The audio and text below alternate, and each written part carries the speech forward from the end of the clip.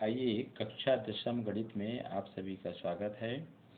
आज हम अनुपात एवं समानुपात रेशियो एंड प्रोपोर्शन से संबंधित कुछ सवाल हल करेंगे प्रश्नावली 5-3 से। ठीक है, आइए प्रश्नावली 5-3 से सवाल लेने के पहले एक अत्यंत महत्वपूर्ण प्रश्न को हम पहले देख लेते हैं। यदि A अनुपात B समानुपात C अनुपात D हो तो के नियम से सिद्ध करें कि a² प्लस c² पूरे का बटा b² प्लस d² बराबर ac बटे bd। तो के नियम का उपयोग करके हमको इसे सिद्ध करना है। तो सबसे पहले लिखा हमने हल। आइए अब देखते हैं। यहाँ पर लिख लीजिए, चूँकि a अनुपात b समानुपात c अनुपात d ये प्रश्न में दिया गया है। ठीक है, तो इसका अभिप्राय क्या हुआ, a बटा b लिख लिया हमने इसको, और इसको c अनुपात d को c बटा d, ऐसा हम लिख सकते हैं। आइए a बटा b बराबर c बटा d में के नियम लगाते हैं। तो इसको हम पूरे को k के बराबर मान लेंगे, माना कि। ठीक है, अब यहाँ देखिए a बटा b बराबर है c बटा d के, और इस पूरे को हमने k के बराबर माना, अर्थात a बटा p k के बराबर होगा और c बटा d भी k के बराबर होगा। तो a बटा b बराबर k तथा c बटा d बराबर क्या हो जाएगा, k।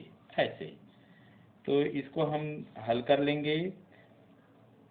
a बराबर b इंटू के, तिर्यक गुणा हो जाएगा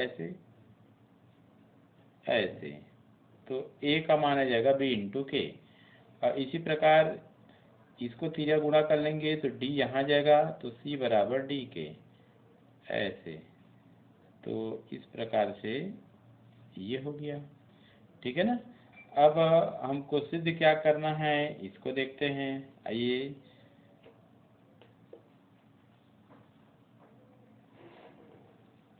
ऐसे, अब a² प्लस c² पूरे का बटा b² प्लस d² बराबर ac बटे bd, ऐसा हमको क्या करना है, सिद्ध करना है। ठीक है, तो इसमें ये LHS हो गया और ये RHS, तो LHS ले लेंगे। तो LHS बायां पक्ष ले लीजिए, तो a का वर्ग धन c का वर्ग और बटे b का वर्ग धन d का वर्ग। यहाँ से जो a का मान और c का मान प्राप्त हुआ है k के रूप में, उस मान को यहाँ रखेंगे।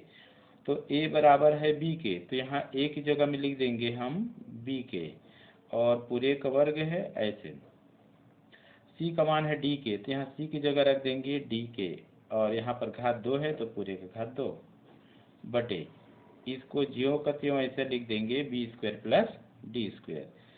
अब ये पूरे का घात है तो b का घात 2 हो गया, और ये k का घात 2, दोनों के पीछे गुणा का चिन्ह माना जाएगा, और प्लस इसी प्रकार d का घात 2 हो गया, और ये k का घात 2, ऐसे। तो b² प्लस d², ऐसे। धन के इधर और धन के इधर दोनों तरफ क्या है, k² कॉमन है, तो k² कॉमन हो गया, तो यहाँ बच गया b² प्लस d², ऐसे। और ये हो गया b² plus d², b² plus d², b² plus d² क्या हो गया, कैंसिल हो गया। अब बचा क्या, k²। तो इस प्रकार इसे हम समीकरण 1 के रूप में इसको हम व्यक्त कर देते हैं। संबंध 1 हो गया, समझिए ऐसे। अब हमको RHS लेना है। क्या लेना है, RHS। तो यहाँ लिख लेंगे तथा RHS। तो RHS क्या है, AC बटे BD, AC बटे BD। तो A का मान है B के, और C का मान है D के, और बटे BD गुणा कर देंगे तो k और k का गुणा हो जाएगा, तो k², और ये हो जाएगा इंटू BD, और बटे बी डी। देखिए बी डी और बी डी कैंसिल हो गया, आया क्या के स्क्वायर। इस प्रकार इसको संबंध 2 नाम दे देंगे, ठीक है ना। तो संबंध 1 व 2 से स्पष्ट है कि के स्क्वायर बराबर के स्क्वायर। इसका अर्थ हुआ कि A square plus C square बटे B square plus D square बराबर ए सी बटे बी डी, ठीक है ना। और इसको हम लोग चाहे तो ऐसा लिख सकते हैं, एल एच एस बराबर आर एच एस, और इस प्रकार ये सिद्ध हुआ ऐसे, ठीक है। आइए प्रश्नावली 5(3) से क्वेश्चन नंबर 7 पहले देखते हैं। यदि 1 + x अनुपात 3 + x अनुपात 6 + x हो तो x का मान ज्ञात कीजिए। तो इसको आइए हल करते हैं। आप ध्यान दीजिए, सबसे पहले जो प्रश्न है ना उसको ऐसे लिख लेना चाहिए। तो हम भी ऐसे लिख लेते हैं एक बार प्रश्न को, ठीक है। ऐसे यहाँ 6 + x हो गया। इसका अभिप्राय हुआ 1 + x अनुपात 3 + x, और यहाँ आ जाएगा समानुपात, ठीक है। 3 + x अनुपात 6 + x ऐसे। आइए हम इसको ऐसे भी लिख सकते हैं, अनुपात है उसको 1 धन x और पूरे बटा 3 धन x, और समानुपात को हम बराबर कर देंगे 3 धन x और ये बटा हो गया 6 धन x ऐसे, ठीक है। तिर्यक गुणा कर लेते हैं। तिर्यक गुणा क्रॉस मल्टीप्लिकेशन करेंगे तो 1 + x और यहाँ है 6 + x इक्वल टू 3 + x और यहाँ है 3 + x ऐसे। यहाँ पर आप तिर्यक गुणा का प्रयोग किए हैं, तिर्यक गुणा ऐसे, ठीक है। हल कीजिए। 1 का गुणा 6 और x दोनों से करेंगे तो आप एक बार इसको इस प्रकार लिख लेंगे ताकि आपको सरल लगे। फिर x का गुणा दोनों से करेंगे 6 धन x, और आप 3 का भी गुणा दोनों से आपको करना है तो ये हो जाएगा 3 गुणा 3 धन x, फिर धन x का गुणा भी आपको 3 धन x करना है ऐसे। आइए गुणा कर लेते हैं। तो ये 1 गुणित 6 6 ही आएगा, 1 गुणित x x, x गुणित 6 6x, x गुणित x x का वर्ग, और 3 धन 3 9, 3 गुणित x 3x, x गुणित 3 3x, और x गुणित x वर्ग ऐसे हमने गुणा किया, ठीक है। देखिए बराबर चिन्ह के बाईं ओर और दाईं ओर x स्क्वायर आया है, दोनों तरफ कैंसिल कर दीजिए। क्या बच रहा है, देखिए 6 धन x धन 6x बराबर 9 धन 3x धन 3x। समान पद को जोड़ लेंगे।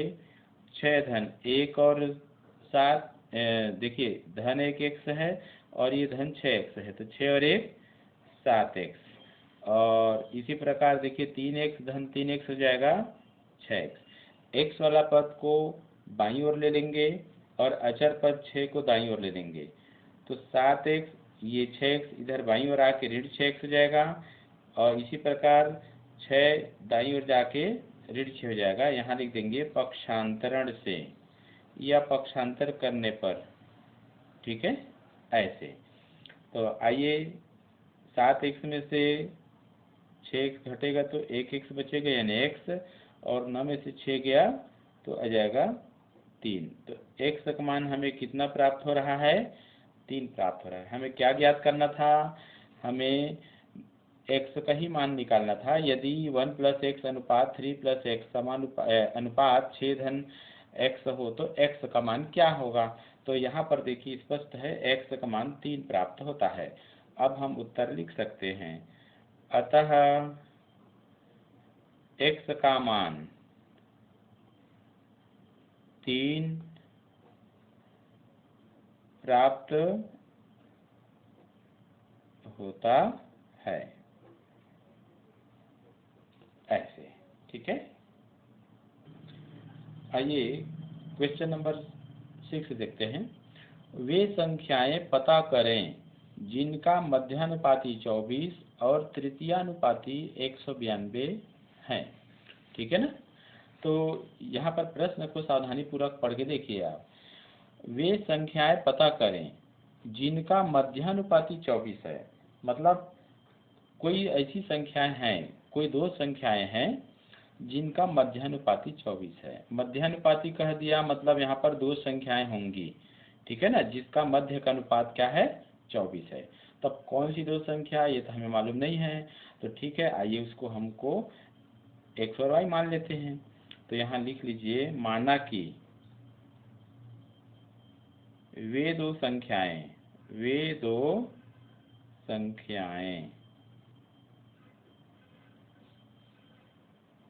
x व y हैं। ठीक है, अब x और y हैं, तो यहाँ पर प्रश्न क्या कहता है कि इन दोनों का मध्यानुपाती 24 है।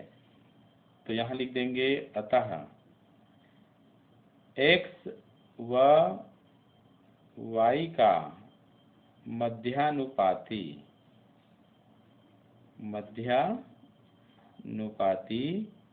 24 ऐसा प्रश्न में दिया है।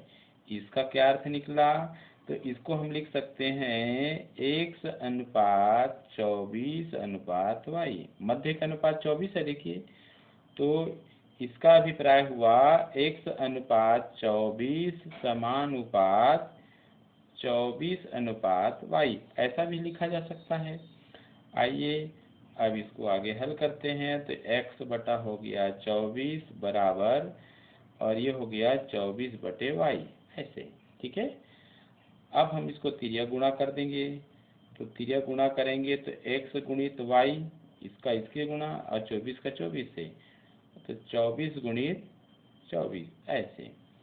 यहाँ हम इसको समीकरण 1 नाम दे देते हैं। ठीक है, अब फिर से प्रश्न आगे पढ़ते हैं।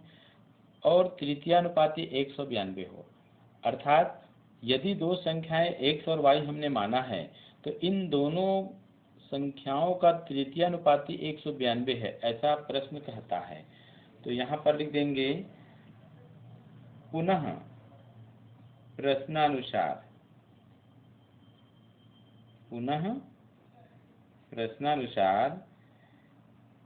x व y का तृतीयानुपाती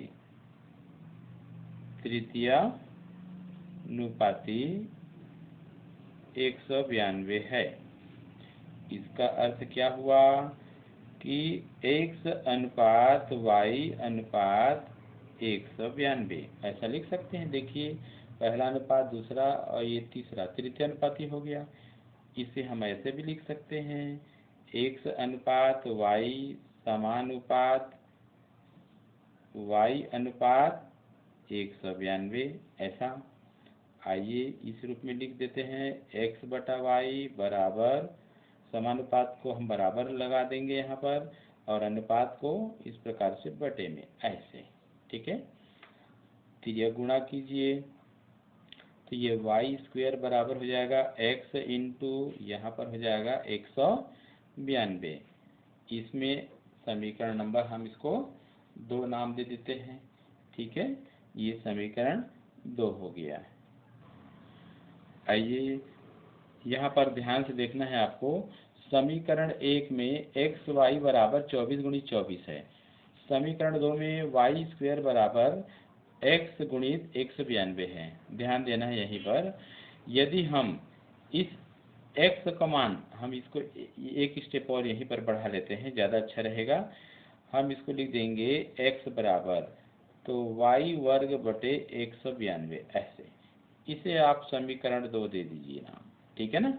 तो अब x का मान y वर्ग बटे 192 है। इस x के मान को समीकरण 1 में समीकरण 1 में x की जगह पे रखेंगे, ठीक है ना।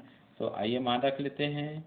तो यहाँ पर x की जगह में लिख देंगे y वर्ग बटे 192 और गुणित हो जाएगा y, यहाँ पर केवल y है, ठीक है।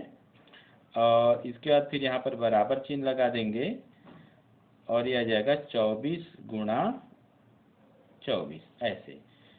फिर यह गुणा, यहाँ पर देखिए y वर्ग है और यहाँ पर y का घात 1 है, तो गुणा करेंगे तो y का घात 3 हो जाएगा, 2 और 1 3, घात जुड़ जाएगा। और यहाँ पर 192 को तिर्या गुणा कर देंगे तो इस प्रकार से 192 गुणित 24 गुणित 24 हो जाएगा, ठीक है ना। ऐसे यहाँ पर ध्यान देना है आपको, y 3 घात के रूप में है। हम अगर इन संख्याओं को भी किसी आधार को 3 घात के रूप में अगर इसको व्यक्त कर सकें तो ज़्यादा आसान हो जाएगा। आइए यहाँ पर 192 का हमको पहले अभाज्य गुणनखंड करके देखना होगा। 192 का तो 2 से भाग करिए, 2 नी 18, 2 छक्के 12, 2 चौक 8, 2 अट्ठे 16, ठीक है। और यहाँ पर है 2 दूनी 4, 2 चौक 8, देखिए यहाँ 24 आ गया।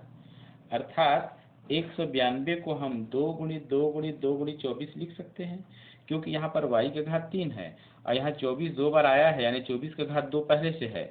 अगर यहाँ पर इस 24 को अगर 192 को तोड़ करके 24 और 2 के गुणा के रूप में लिख दें तो हमारे पास 24 का घात 3 मिल जाएगा। तो आइए इसको ऐसे लिख देते हैं, 192 को लिख देंगे 2 गुणित 2 गुणित 2, ये 3 बार 2 आया है, और गुणित 24, ये 24, और पूर्व में 2 24 तो और है ऐसे। तो ये हो जाएगा y का घात 3, इसका जोड़ी बन गया, इसका 3 3 का समूह बन गया, तो 2 का घात 3 कर देंगे और इसको 24 का घात 3 कर देंगे, ठीक है।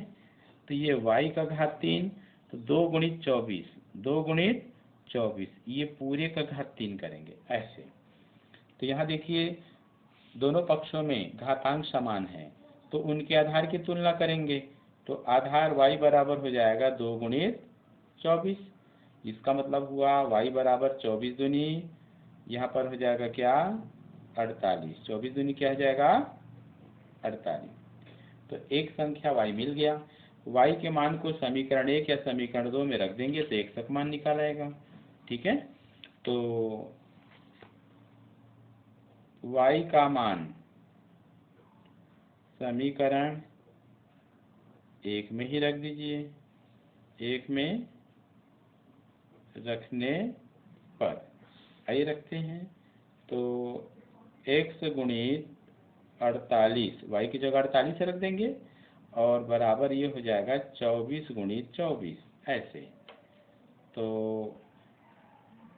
x बराबर क्या हो जाएगा, इसलिए x बराबर 24 गुणित 24 बटे 48। हल कीजिए, 24 एक कम 24 दूनी 48, 2 एक कम 2 बारम 24, तो x बराबर क्या मिला 12। ध्यान दीजिए y का मान 48 पहले प्राप्त कर चुके हैं, अब x का मान हमको 12 प्राप्त हुआ है, और यहाँ पर हम वे दो संख्या x और y माने हैं जिनका मध्यानुपाती 24 और तृतीयानुपाती 192 है। तो हमारा उत्तर सामने है, तो यहाँ लिख देंगे अतः वे दो संख्याएं, ठीक है ना, 48 व 12 हैं, या इसको आप 12 और 48 है भी लिख सकते हैं ऐसे, ठीक है। आइए प्रश्न क्रमांक 8 को देखते हैं। दो संख्या 3 और 5 के अनुपात में है, यदि प्रत्येक में से 9 घटाया जाए तो वे 12:23 के अनुपात में हो जाती हैं। बताइए पहली संख्या क्या है। तो इसको हम हल करते हैं। सबसे पहले दो संख्या 3:5 के अनुपात में है, तो आइए इसको हम इस प्रकार लिख सकते हैं, दो संख्याओं में अनुपात बराबर 3:5, ये दिया गया है, ये क्या है दिया गया है ऐसे। तो इसे हम पहली संख्या 3x और दूसरी संख्या को 5x मान सकते हैं। तो यहाँ लिख देंगे, अतः माना कि पहली संख्या 3x व दूसरी संख्या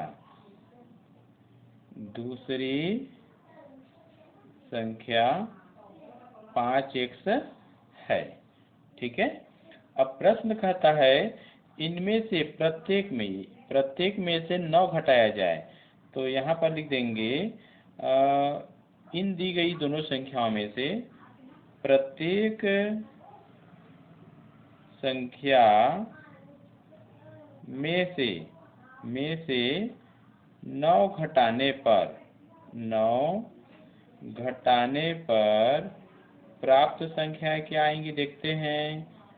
प्राप्त संख्याएं 3x ऋण 9 व 5x ऋण 9 होंगी। ठीक है। अब प्रश्नानुसार करते हैं। यदि 9 घटाया जाए तो संख्याएं 12:23 के अनुपात में हो जाती हैं। इसका मतलब ये जो संख्याएं हैं ये 12:23 के अनुपात में होंगी। तो यहाँ लिख देंगे प्रश्नानुसार ये ऐसे। तो 3x ऋण 9 ऐसे अनुपात 5x ऋण 9 और बराबर कितना 12:23 होंगी। ठीक है। आइए इसको हम ऐसे लिख लेते हैं, 3x ऋण 9 पूरे का बटा 5x ऋण 9 और बराबर 12/23। ठीक है। तिर्यक गुणा कर लेना होगा हमको। तो 23 का तिर्यक गुणा करेंगे 3x ऋण 9 से और 12 का तिर्यक गुणा करेंगे 5x ऋण 9 से। तिर्यक क्रॉस मल्टीप्लिकेशन ऐसे। ठीक है। आइए गुणा करते हैं। तो 3 तिया 9 हो गया, 3 दूनी 6, 69x ऋण। अब आपको 23 का गुणा 9 से करना होगा।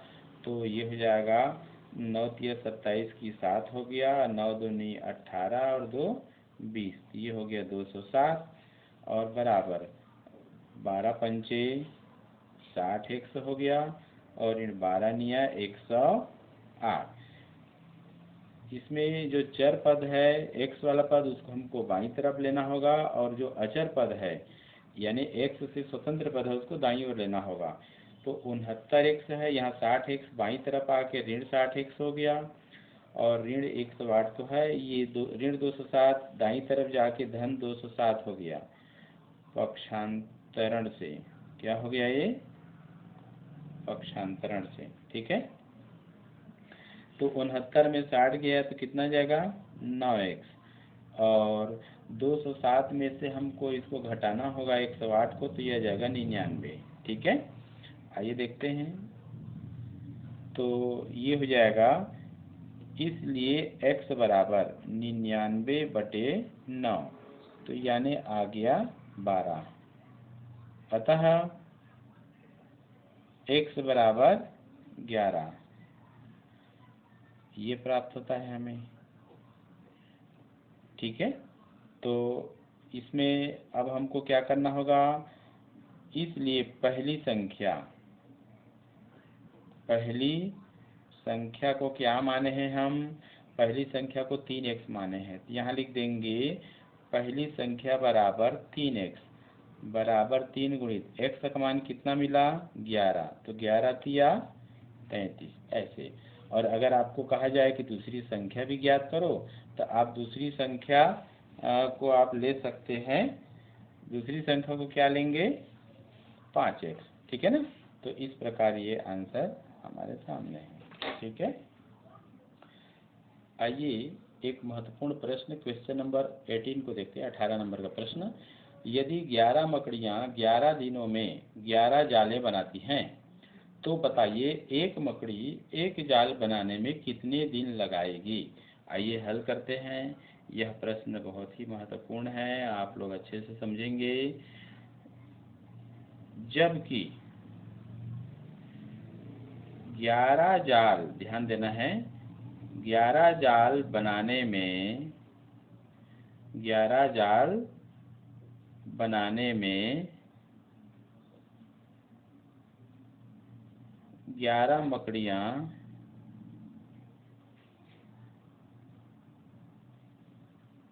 समय लेती है, समय लेती है। एक ही के नियम से हम लोग बना रहे हैं इसको, बराबर कितना, 11 दिन में। ठीक है, 11 जाल बनाने में 11 मकड़ियाँ समय लेती है कितना, 11 दिन। तो एक जाल बनाने में, तो एक जाल बनाने में 11 मकड़ियाँ 11 मकड़ियाँ समय लेंगी, समय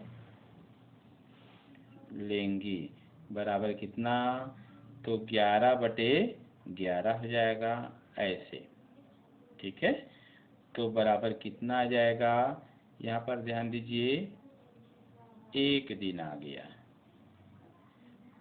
कितना आ गया, 1 दिन। एक जाल बनाने में 11 मकड़ियों को 1 दिन का समय लगेगा। तो यहाँ लिख सकते हैं, अर्थात 11 मकड़ियाँ 11 मकड़ियाँ एक जाल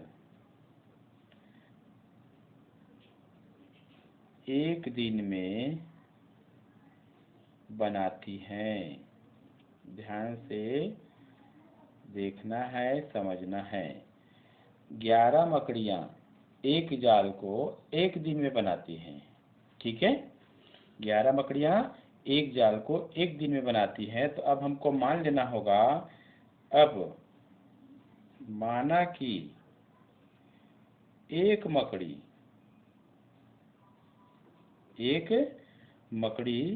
इस एक जाल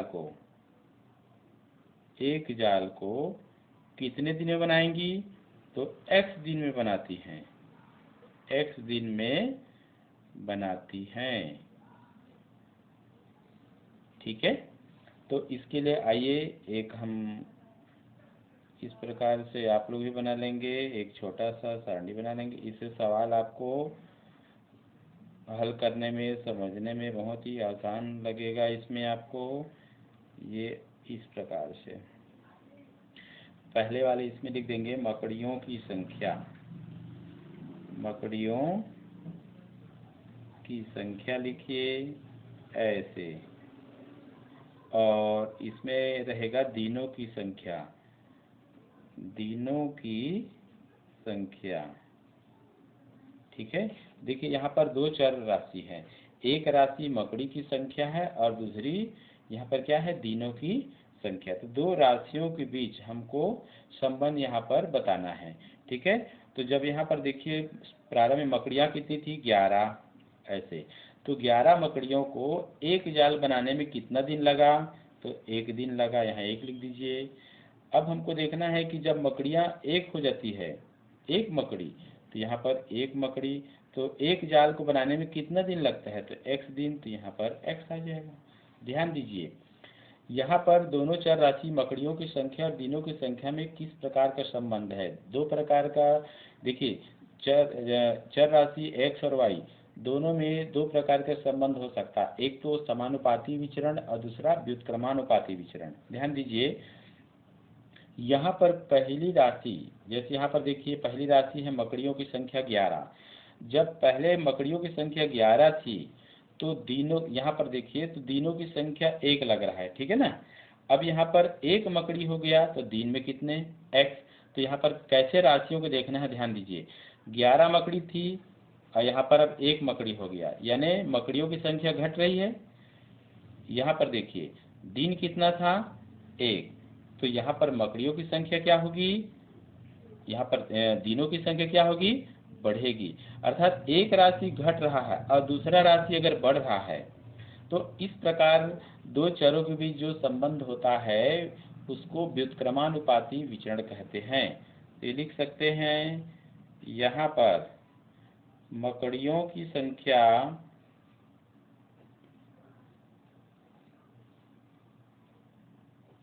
एवं दिनों की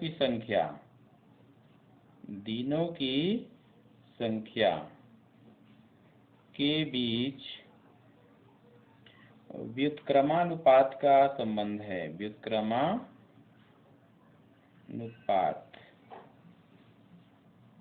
का संबंध है।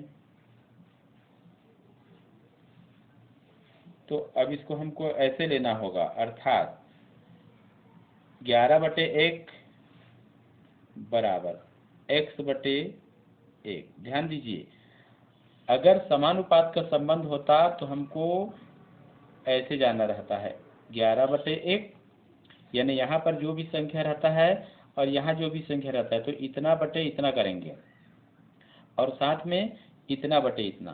पर यहाँ पर व्युत्क्रमानुपात का संबंध है तो प्रारंभ में हमको अनुपात ऐसे ही लेना है 11/1, परंतु इधर क्या है, अपोजिट हो जाएगा, ऐसे x/1 हो जाएगा ऐसे। ठीक है ना। अब यहाँ पर त्रिज्या गुणा कर लीजिए तो ये हो जाएगा x और 11 1 कम 11। तो इस प्रकार से आ गया x का मान। तो x को क्या माने हैं, दिन माने हैं, तो यहाँ लिख देंगे। अतः क्या उत्तर है, एक मकड़ी एक जाल को एक जाल को कितने दिन बनाएगी, 11 दिन में बनाएगी। ऐसे ये हो गया उत्तर ऐसे।